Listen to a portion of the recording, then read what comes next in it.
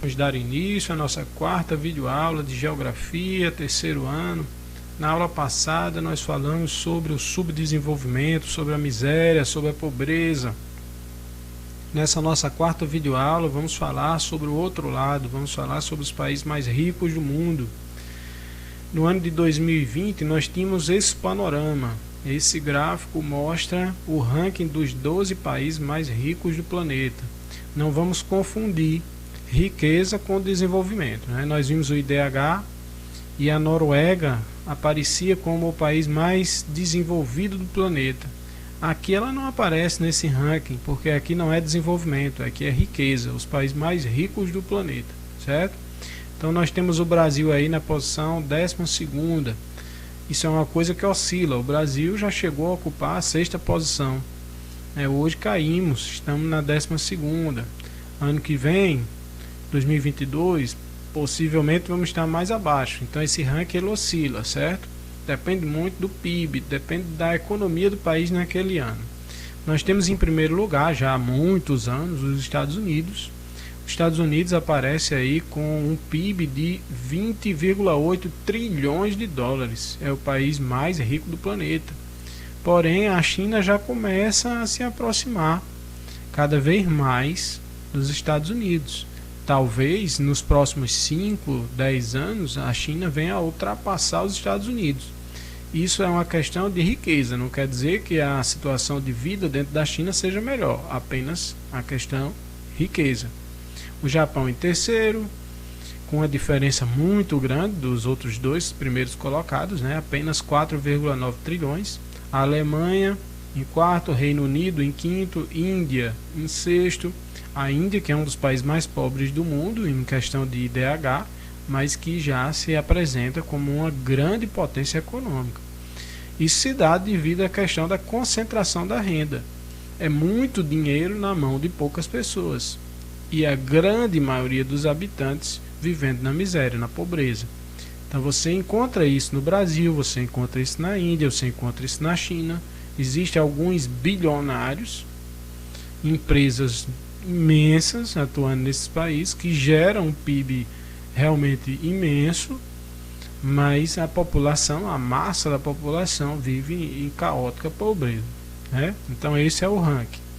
Vamos então nos detalhar sobre os Estados Unidos, já que ele é o primeiro, é o país mais desenvolvido, né, vamos dizer assim, mais rico do planeta. Para a gente entender a situação americana, primeiro a gente precisa ver a questão histórica deles. Vamos falar então sobre a origem, vamos dizer assim, a colonização. Os Estados Unidos ele vai ser colonizado inicialmente pela Inglaterra, no seu lado leste. Então você vai ter a fundação de 13 colônias no litoral leste a partir de 4 de julho de 1776, que é a chegada dos ingleses ali e o início da sua colonização. Então essas 13 colônias que deram origem a estados americanos, né? New Hampshire, Massachusetts, Rhode Island, Connecticut, New Jersey, Delaware, Maryland, Virgínia, Carolina do Norte, Carolina do Sul, Geórgia, Pensilvânia, New York. Esses são as 13 colônias iniciais que até hoje você encontra como estados americanos. Começa aí a colonização dos Estados Unidos. É importante a gente lembrar, salientar que o tipo de colonização que os Estados Unidos vai vivenciar é diferente do Brasil. Existem dois tipos de colonização: colonização de povoamento e colonização de exploração. O Brasil teve a colonização de exploração e os Estados Unidos de povoamento. O que é que muda? Quando os colonos chegam nos Estados Unidos, eles vêm para viver ali. Então eles sabiam que iam morrer ali, seus filhos iam crescer ali, seus netos, gerações de suas famílias. Então eles vão fazer de tudo para construir um lar ali. Já no Brasil, a exploração, os portugueses vinham aqui roubar as riquezas do Brasil, explorar essa terra, matar os indígenas e voltar para a Europa. Somente. Então, que se dane o Brasil, eu quero é dinheiro. Só aí você já vê uma grande diferença, né? Como o Brasil está hoje, como os Estados Unidos está hoje. Já começa essa diferenciação a partir do tipo de colonização. Voltando para os Estados Unidos. Nos Estados Unidos vai existir uma diferença no lado norte e do lado sul. O lado norte dos Estados Unidos, nessa colonização, vai desenvolver uma agricultura mais familiar, policultura, ou seja, vários alimentos, várias plantas. O norte vai desenvolver a industrialização antes. A mão de obra do norte era assalariada, era gente livre. Já o sul dos Estados Unidos, você vai ter uma agricultura para exportação. Então era monocultura. Você trabalhava geralmente plantando cana-de-açúcar, algodão ou tabaco. E esse produto era exportado para a Europa. O trabalhador aqui era o escravo africano. Então existe essa diferença. Enquanto o norte trabalhava com mão de obra livre, o sul com escravos. Enquanto o norte era mais uma agricultura familiar, o sul era mais uma produção para exportação. Enquanto no norte desenvolveu a indústria, o sul não desenvolveu a indústria. Isso vai trazer grandes diferenças para os Estados Unidos, que até hoje ainda impacta na sociedade americana. Com relação ao povoamento do oeste, quando essa colonização começa a avançar para o centro e para a região oeste do país, você vai ter uma criação de uma lei que era chamada da Lei da Propriedade Rural, foi criada em 1862. Para quê? Para estimular a migração e o povoamento da região oeste. Então o governo, com essa lei, ele dava a posse de terra a quem chegasse ali após 5 anos de cultivo. Então você chegava nessa terra na região oeste do país, na região central oeste, você tomava a posse, você ficava lá por 5 anos cultivando e aí o governo lhe dava a posse dessa terra, com pelo menos 65 hectares. Então essa lei vai criar grande elevação nas migrações e aí começa o povoamento do oeste. Até esse momento, quem habitava o oeste era mais os indígenas. Então esses nativos americanos vão sofrer grandemente com esse avanço do processo de povoamento, colonização do território. Falando mais diretamente sobre esses indígenas.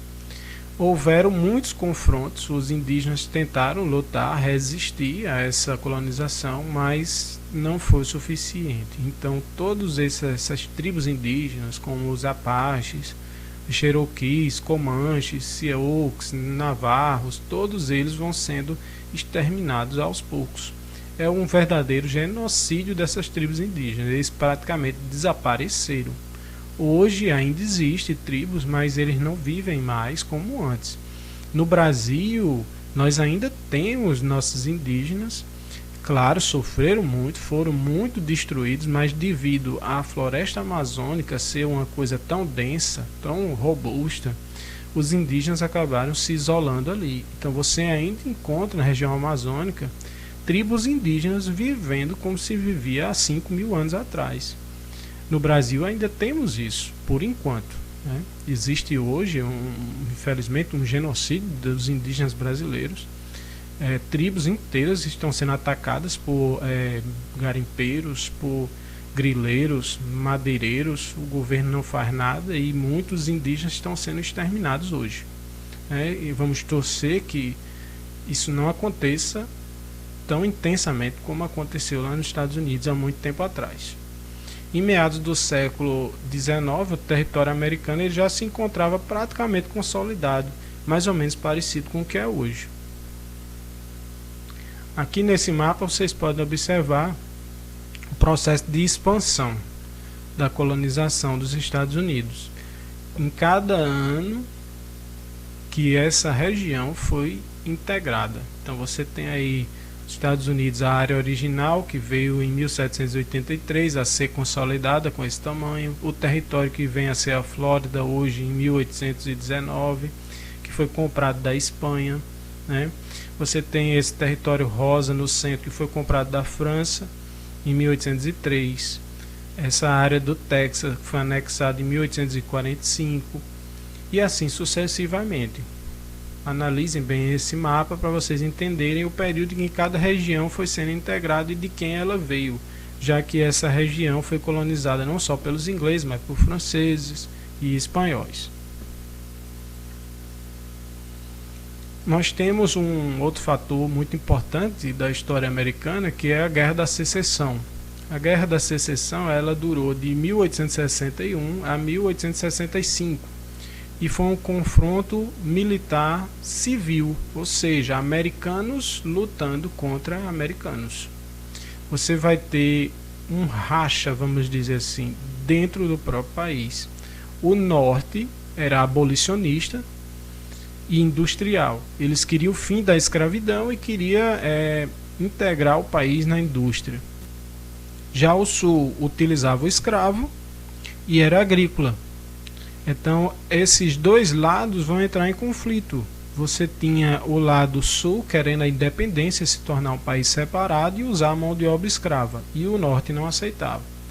E aí você tem uma guerra estourando nos Estados Unidos, que durou cerca de 4 anos. É terrível você ver que os próprios cidadãos estavam lutando contra si. Então, na cor azul, você tem aí o lado dos abolicionistas, industrialistas, e o lado vermelho você tem o sul, que utilizava o escravo, e a agricultura principalmente para exportação. Nós vamos ter os fatores que trazem a grande prosperidade econômica dos Estados Unidos. Vamos entender por que esse país é tão rico. Aqui nós temos os fatores. Primeiramente, o trabalho assalariado. Os Estados Unidos começa a desenvolver esse trabalho assalariado muito antes que várias outras nações, expandir isso, outras nações que foram colonizadas, como o Brasil, por exemplo. Temos também a questão da indústria, que vai florescer nos Estados Unidos muito antes do Brasil, por exemplo, expandindo o capitalismo. Eles sempre valorizaram muito essa questão capitalista. Nós vamos ter o mercado consumidor muito grande, é um país imenso, um dos maiores países do mundo, tem uma população grande que consome muitos produtos internos, favorecendo a sua indústria, fazendo a sua indústria crescer. É muito comum você ver um americano, até os dias de hoje, dar preferência ao produto nacional, produto que é feito no seu país, em vez de comprar produtos importados. Isso vai expandir a indústria ali, vai fazer com que a indústria se torne mais forte cada vez mais. Você tem também as questões naturais, o clima, a vegetação, matéria-prima. É um país muito rico. Você tem um clima muito favorável, diversificado, são 4 estações do ano bem visíveis, é um país de clima temperado. A vegetação americana também é muito densa, muito diversificada, é um país rico em matéria-prima, petróleo, fontes energéticas. Isso favorece muito o desenvolvimento da economia lá. Você tem também a questão do governo voltado para o crescimento da nação. É claro que existe corrupção nos Estados Unidos, é evidente, é lógico, mas de longe nem se equipara ao Brasil. Os índices de corrupção lá são muito diferentes do nosso. E o governo americano, ele pensa no povo americano e só, ponto. O mundo que se exploda. O importante para o governo americano é a população americana acima de tudo. Já no Brasil, o mais importante é o próprio bolso, encher o bolso de dinheiro, enfiar na cueca. É o que acontece no Brasil, independente do ano, da situação ou do governante, ideologia, partido, é sempre assim. Então, aí nós temos uma grande diferença. Pensar no povo, pensar na população e na riqueza do país, ou pensar em si próprio. Nós temos também a questão do nacionalismo. A população americana, ela realmente ama o seu país, e como não amar, já que é um país que protege eles, que investe neles, como eles não amariam. E temos finalmente, eu acho que o fator mais importante que traz a grande riqueza dos Estados Unidos, que foi a Primeira e Segunda Guerra Mundial. Esse país, ele se aproveita desse grande conflito, tanto do primeiro como do segundo, para ampliar suas riquezas, exportando armamento, exportando equipamentos militares, exportando medicamentos. Quando a guerra acaba, emprestando dinheiro às nações destruídas, vendendo produtos industrializados. Então é um país que sempre lucrou, principalmente com a máquina da guerra. E todos esses fatores juntos proporcionam a grande riqueza dos Estados Unidos até hoje. Com relação ao território e à população, aqui nós temos características do país. É o quarto maior país em extensão, né? São 9.857.000 km². É ligado a 2 oceanos, o Oceano Atlântico e o Pacífico. Faz fronteira com o Canadá ao norte e o México ao sul. Possui mais de 320 milhões de habitantes e possui o maior PIB do planeta, né? São mais de 13 trilhões todos os anos. Os Estados Unidos possui 25% da riqueza do mundo e o maior número de empresas multinacionais, ou seja, aquelas empresas que estão presentes no mundo todo, né? Como por exemplo a Microsoft, a Coca-Cola, né? Os Estados Unidos possuem o maior número dessas empresas. Possui também a maior força militar do planeta. As tropas americanas são as mais bem treinadas, a que possuem os melhores equipamentos, as armas mais poderosas, né? O que possui o maior número de bases dentro e fora do seu país. É a máquina militar mais poderosa do mundo. Com relação ao espaço agrário, os Estados Unidos possuem uma agricultura extremamente moderna, científica, utiliza a tecnologia em massa, como vocês podem ver nessas imagens. Drones e computação são utilizados sempre na agricultura americana. Hoje as máquinas, os adubos, a computação, vacinas, irrigação, a genética é largamente utilizada lá nos Estados Unidos. A distribuição da atividade agrária nos Estados Unidos ela é feita por áreas. Cada área vai ter um tipo de produto diferente a ser produzido. Eles chamam isso de os belts, em português, os cinturões. Então você tem o cinturão do milho, o cinturão do algodão, o cinturão do trigo, das frutas, do leite, suínos, bovinos, e aí vai, né? Aqui nós temos uma imagem que mostra isso. Cada corzinha dessa seria um belt, seria um cinturão responsável por um tipo de produto. Aqui nós temos as regiões dos Estados Unidos. Cada areazinha dessa é uma região, né? Então você tem o amarelo, o oeste, o meio oeste preto, o sul vermelho, o nordeste azulzinho claro. Então esse nordeste é a área mais industrializada, principalmente a questão automobilística. A região sul é mais voltada à questão de produção agrícola. Na região oeste você tem a grande produção de tecnologia, que é o Silicon Valley, né? A região ali da Califórnia, onde você tem as sedes das grandes empresas tecnológicas como a Microsoft, a Apple e assim sucessivamente. Vamos ver um videozinho que vai deixar os Estados Unidos ainda mais claro para vocês. 11 de setembro de 2001. Uma terça-feira que vai marcar a história da humanidade.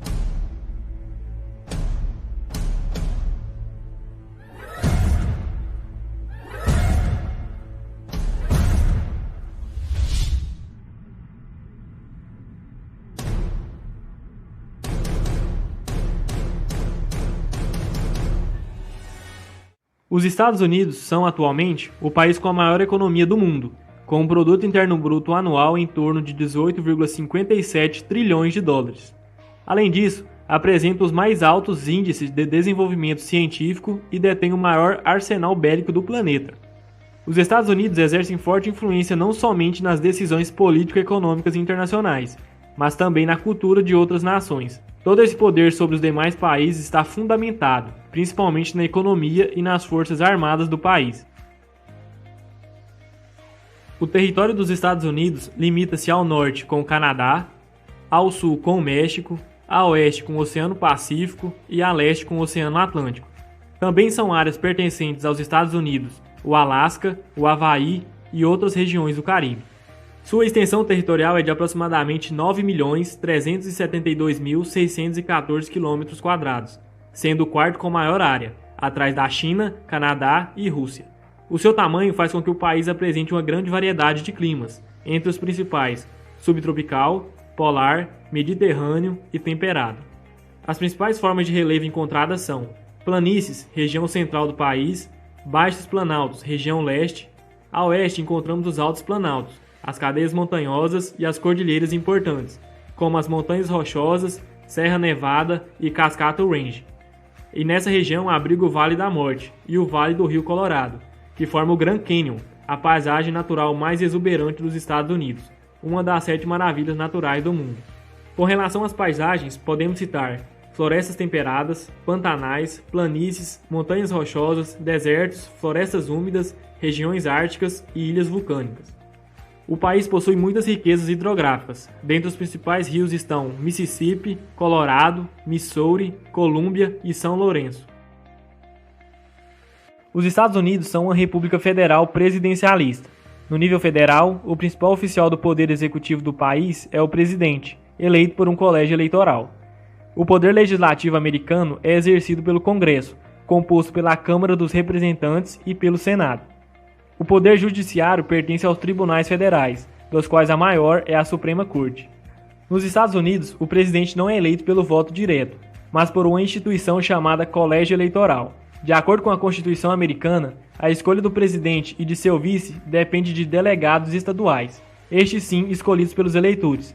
O mandato de um presidente nos Estados Unidos dura 4 anos e ele só pode ser reeleito uma vez, como no Brasil. A Casa Branca é a residência oficial e principal local de trabalho do presidente dos Estados Unidos, sendo ao mesmo tempo a sede oficial do poder executivo naquele país. O atual presidente dos Estados Unidos é o polêmico Donald Trump, que sucedeu Barack Obama. Atualmente, a economia estadunidense é responsável por um gigantesco volume de importações e exportações, que correspondem a cerca de 11% do fluxo comercial internacional. Além de abrigar um grande mercado consumidor, aproximadamente 313 milhões de pessoas, nos Estados Unidos está o maior parque industrial do globo, no qual são produzidos manufaturados de toda a natureza. Destacam-se a indústria de base e as de bens intermédios, como mineração, siderurgia, petroquímica e automobilística, e a de alta tecnologia, como informática, eletrônica, aeroespacial e bioquímica. A respeito dos produtos agropecuários produzidos, temos milho, algodão, frutas, trigo, vegetais, leite, carne de porco, peixe, entre outros. Dentre os dados econômicos do país, possui um PIB de aproximadamente 18,57 trilhões de dólares, possui renda per capita de 57.466,79 mil dólares, a moeda oficial é o dólar americano, a composição do PIB por setor da economia é de 79,5% de serviços, 19,4% da indústria e 1,1% da agricultura. Com relação à religião estadunidense, as que mais se destacam é a protestante, 51,1%, e a católica, 23,8%. Cerca de 4% não possuem religião alguma. Os principais grupos étnicos que formam a população americana são brancos, 77,7%, afro-americanos, 13,2%, asiáticos, 5,3%, indígenas americanos e nativos do Alasca, 1,2%. Dentre os dados sociais do país, possui uma população estimada em 322,3 milhões de habitantes, o idioma oficial é o inglês, a expectativa de vida do país é de 78 anos, a taxa de analfabetismo é de 0,5%, possui o IDH de 0,92%, a taxa de desemprego é de 4,1%, o coeficiente de Gini é de 41,6%. Esse coeficiente é usado para medir a desigualdade de distribuição de renda entre os países. Os Estados Unidos concentram uma grande quantidade de pontos turísticos e culturais interessantes. Em função da grande extensão territorial e do alto desenvolvimento econômico, podemos encontrar em seu território locais que atendam ao gosto de todos os tipos de turistas. Estátua da Liberdade, localizado na cidade de Nova York. Walt Disney World Resort, localizado na Flórida, na cidade de Orlando. Central Park, localizado na cidade de Nova York. Hoje em dia, em grande parte, graças ao pioneirismo estadunidense, a maior parte dos países segue regimes republicanos e democráticos. Seus filmes, músicas e programas de televisão dominam o mundo, proporcionando diversão numa escala planetária. Por outro lado, o país se envolve constantemente em conflitos ao redor do mundo, visando a defender seus interesses comerciais, ainda que, muitas vezes, esses interesses sejam encobertos por uma alegada, porém pouco convincente, defesa da democracia. Vamos falar agora sobre o Japão. O Japão é formado basicamente por 4 ilhas principais, né? Eu não vou nem tentar pronunciar esses nomes, realmente é complicado. Vocês vejam aí, observem o slide, né? E além dessas 4 ilhas principais, nós temos mais 4.000 ilhas menores. Então é um conjunto de ilhas. Você tem 4 principais e mais de 4.000 ilhas pequenas que vocês não vão conseguir observar nessa figura devido à escala. Mas essas ilhas juntas vão formar o país Japão. É um país muito pequeno, territorialmente falando. Possui uma área de 378.000 km², estando localizado em área de grande instabilidade geológica, chamada de Círculo do Fogo. Então o Japão, ele, por estar nessa região de instabilidade geológica, você tem ali placas tectônicas que estão se movimentando, colidindo. Você tem a ocorrência de muitos terremotos ao longo do ano, são muitos mesmo, mais de 100 terremotos por ano, a maioria pequenos, mas aqui e ali você tem um grande terremoto que realmente provoca grande destruição no Japão. Você tem tsunamis e vulcões ativos, né? Você tem, por exemplo, o mais famoso de todos, o Monte Fuji, um vulcão ativo. Vocês podem observar aí nessa última figura, essa última imagem, essa fotografia aí debaixo de uma montanha. Esse é um vulcão, Monte Fuji, pode entrar em erupção inclusive a qualquer momento. Então a população japonesa, ela é treinada a conviver com essa questão dos terremotos, é educada desde cedo a conviver com isso. Eles são treinados, eles estão ali prontos para qualquer situação de risco com relação a essa instabilidade geológica do país, né? É um país extremamente tecnológico. Até o vaso sanitário no Japão é cheio de botões e controle remoto e fala com você enquanto você está usando o banheiro. Então é um país realmente que investe em tecnologia. O Japão, ele possui um terreno bastante montanhoso devido à sua questão vulcânica, né? Apresenta vários vulcões ativos, não só o Monte Fuji, mas vários outros. O litoral japonês encontra-se as planícies, onde ficam as principais cidades, onde tem a maior população, né? A população japonesa é de 127,3 milhões de habitantes. E após a Segunda Guerra, após o fim da Segunda Guerra, que o Japão vai se tornar esse país tão rico e desenvolvido. Então, com o fim da Segunda Guerra, o governo japonês, ele vai investir grandemente em educação. Tá aí o segredo do sucesso japonês. Por isso que eles são tão desenvolvidos e tão ricos, porque investiram em educação. Mais uma vez eu repito para vocês, sem educação nunca um país será desenvolvido. Ele pode até ser rico, mas desenvolvido jamais. E o Japão vai investir muito em educação, né? E com o apoio dos americanos. Estados Unidos, apesar de ter lançado 2 bombas atômicas no Japão, com o fim da guerra se torna um parceiro econômico. Se associam, vamos dizer assim, em questões comerciais, econômicas. Então isso também favorece o desenvolvimento da economia japonesa.